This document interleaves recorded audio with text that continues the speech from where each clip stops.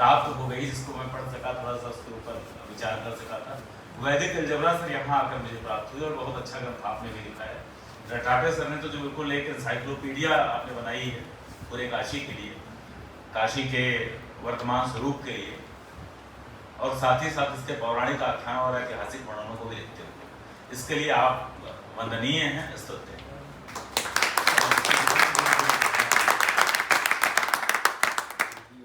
कहा जाता है कि समस्त विज्ञान का मूल गणित में होता है।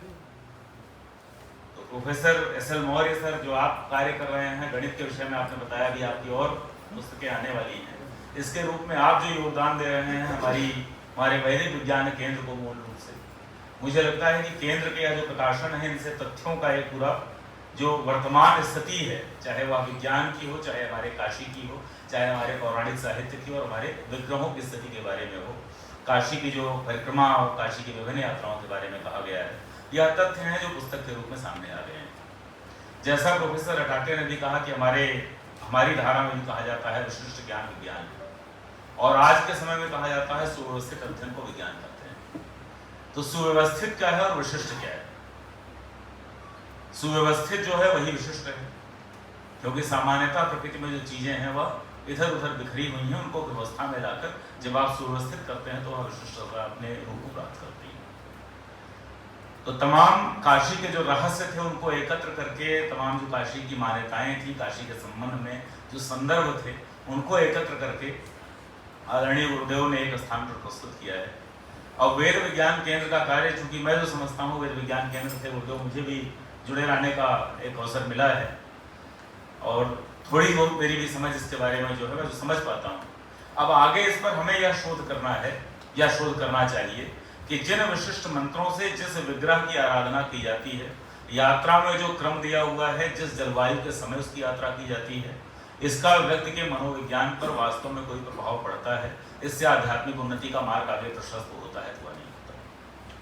यह फिर हमारा एम्पेरिकल डेटा आएगा, एम्पेरिकल रिसर्च आएगी। उदाहरण के लिए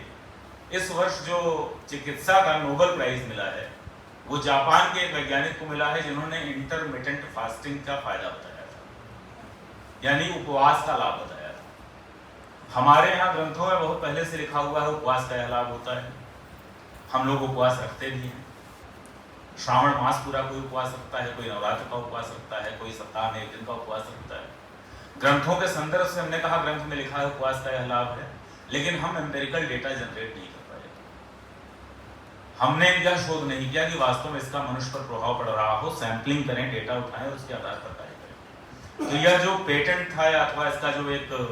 नोबेल प्राइज मिला था, जो मान्यता मिली इस ज्ञान को, वह जापान के एक वैज्ञानिक ने दी। और जापान में भी वह परंपरा कहाँ से गई है, बौद्ध परंपरा जिसका पालन वह करते हैं, भारत से गई। भारत में भी कहाँ से गई है, उसका सबसे पहला जो धर्म चक्र प्रवर्तन हुआ है सारनाथ में हुआ है। तो हम काशी में केवल ग्रंथ का ज्ञान एकत्र करते रहें यह आवश्यक नहीं है, उसको आगे शोध भी करने की आवश्यकता है। मुझे लगता है उत्तर प्रदेश सरकार के धर्मार्थ कार्य विभाग ने बनारस हिंदू विश्वविद्यालय के साथ संयुक्त उपक्रम के रूप में जो यह केंद्र बनाया था,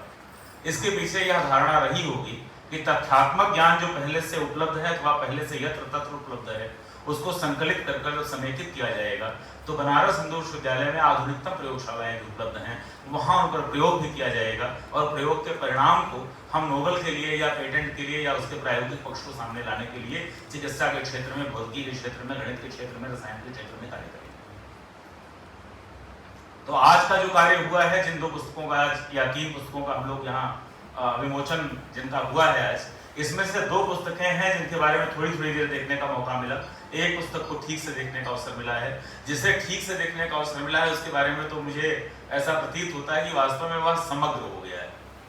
बिल्कुल गागर में सागर आ गया है। और अब इसके बाद आगे शोध करने की आवश्यकता बस यही है कि हम किस विग्रह की किस मंत्र से साधना करते हैं, मंत्र का उच्चारण करते समय, मंत्र पाठ करते समय, उस जलवायु में, उस वातावरण में, उस मौसम में जब उसकी यात्रा चलाई जाती है और एक क्रम से अलग अलग जगहों पर जाकर हम पूजा पाठ करते हैं, आराधना करते हैं, उस आराधना का हमारे मनोविज्ञान पर, हमारे मानसिक स्वास्थ्य पर क्या प्रभाव पड़ता है, हमारे शारीरिक स्वास्थ्य पर क्या प्रभाव पड़ता है, हमारे वातावरण पर क्या प्रभाव पड़ता है, हमारी कुल मिलाकर जो पारिस्थितिकी है उस पर क्या प्रभाव पड़ता है। तो जैसा आदरणीय गुरुदेव ने स्वयं कहा था कि यह अभी प्रारंभ है, अंत नहीं है। तो मैं जितना जान पाया हूँ उसके अनुसार काशी एक ऐसा नगर है, पूरे विश्व के सभी नगरों में सबसे अधिक अगर लिखा गया है किसी नगर पर तो काशी पर लिखा गया है।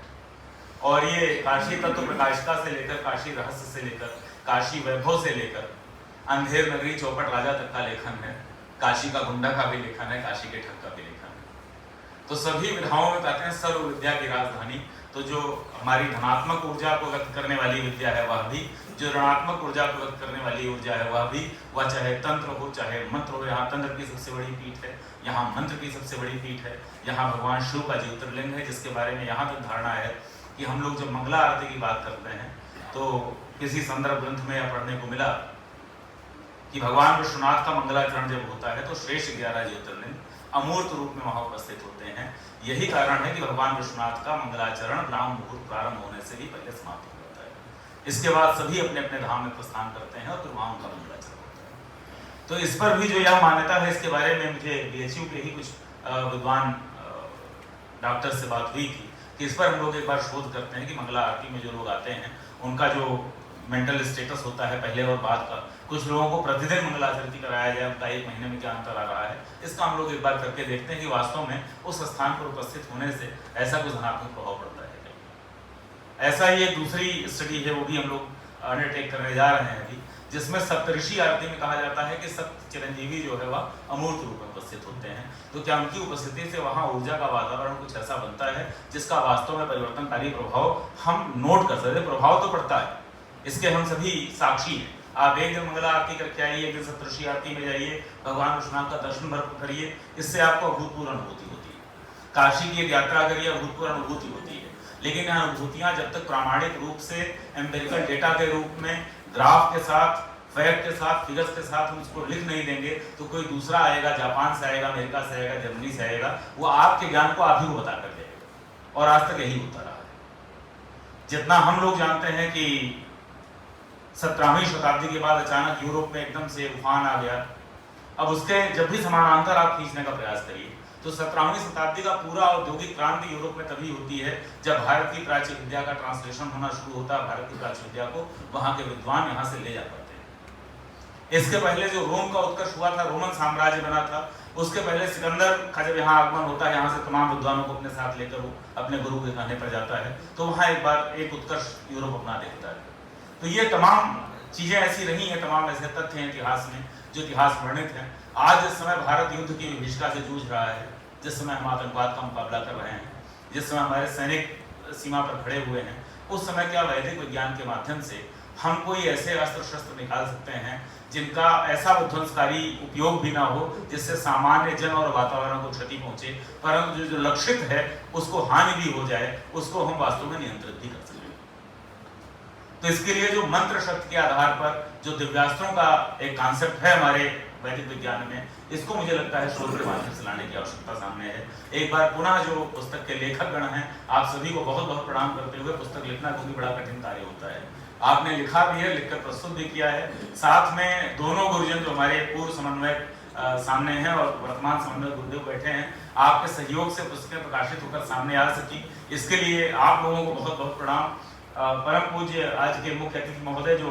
एक बताया आपने कि भगवत परंपरा से आते हैं, आपकी मुख्य अतिथि के रूप में यहाँ पर उपस्थिति मात्र से जो वैदिक विज्ञान है, जो धार्मिक शास्त्र है, सनातन शास्त्र है, निश्चित रूप से समृद्ध होता है। सामने जो आचार्यगण बैठे हैं, चूंकि 2 बार पूरा नाम लिया जा चुका है, मुझे लगता है सबका नाम अलग अलग लेने से केवल समय व्यतीत होगा, तो मैं आप सभी को पुनः आपके चरणों में प्रणाम करता हूँ। आप सभी का काशी की जो ये विद्वत धरा है, ज्ञान की धरा है, यहाँ आप सभी के मार्गदर्शन से, आप सभी के ज्ञान का आलोक हमको ऐसे दिखाते रहने से पूरा विश्वास है कि जो हम कहते हैं भारत विश्व शक्ति बनेगा, आने वाली शताब्दी भारत की होगी, यह शताब्दी यही बना